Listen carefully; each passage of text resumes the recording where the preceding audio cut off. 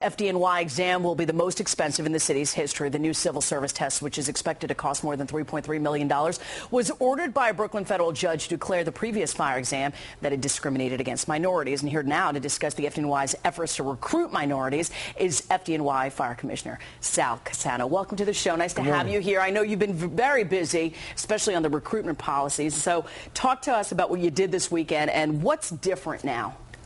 Well, we are certainly making a more of a concerted effort. Right. I've taken the lead role in the recruitment. On Saturday, I was at Fort Schuyler and spoke to 300 Navy reservists. Great crop of young men and women, minority, great representatives that we would like to be New York City firefighters. Right. So what does it take? Tell us about the test, because a lot of us were talking about it. And, there's been so much, talk about what's not on the exam, what's on the exam. Listen, if I'm a young person and I want to become a firefighter, what do I need to do to become one? Well, everybody's got to listen very closely to the directions we're going to put out. The test is being made.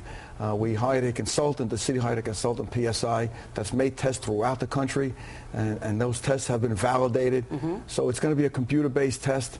And sometime after November, the people that are going to take the exam can go online. There should be a tutorial online to explain to them what they need to know, test-taking techniques.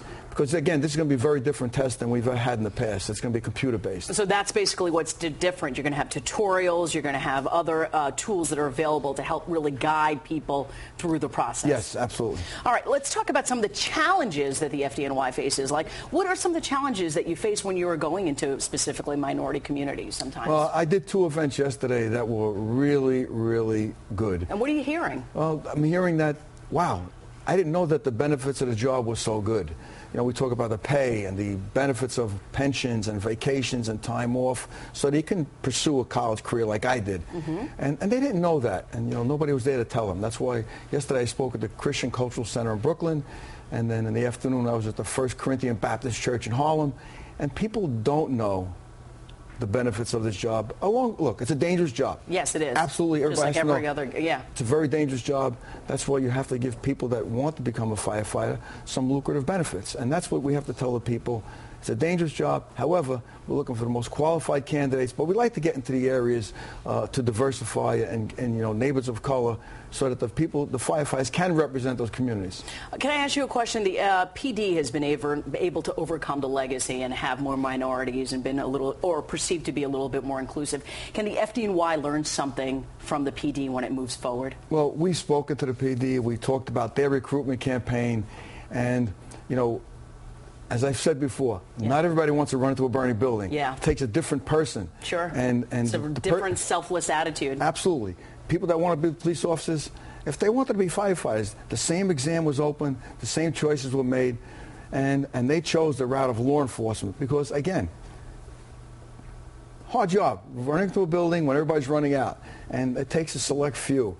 And we looked at the recruitment effort that they did. We took some stuff like the advertisements, the benefits, and we're working very hard. Especially when unemployment is so what it is today. It is definitely a job with benefits and definitely a future when it comes to investing in your education if you want to. Well, it's great. And I get the message I get out there is it's not who you know, it's what you know. I started out as a probie, took exams, civil service, rose through all the ranks, and here I am. That's the message I'm trying to get. I can tell them what happened in my life. You are a living example of that working in the system, and look at where you are right now. You're the big dog. You're the chief. All right, let's talk about the 10th anniversary as 9/11 approaches. There's a commemorative book out there. Tell us about that. Yeah, well, 6 months ago, we really wanted to tell the story of the FDNY. We wanted to tell the people where we were on September 11th, we were bloodied, we were battered, and where we are 10 years later, the improvements that we've made. The book FDNY 2001-2011, Remembrance and Resilience. We wanted to tell people, hey, look where we were, look where we are, thank you.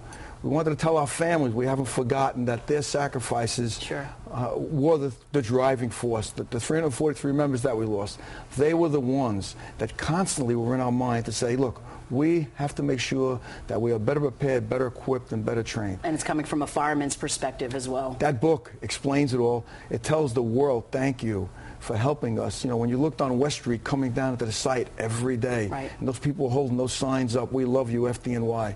Those pictures are in that book. It's a book that you don't have to take a long time to read. but you're going to get the story if you look through that book. And we really would hope that more people, it's not a fundraiser, it's a thank you, and look where we are. I appreciate that. Thank you for coming in and for your efforts. Hopefully all will go well at the next exam. For more information on how you can become a firefighter, go to our website, pix11.com. We'll have all the resources for you. Fire Commissioner Cassano here with us today. All right, 7:17.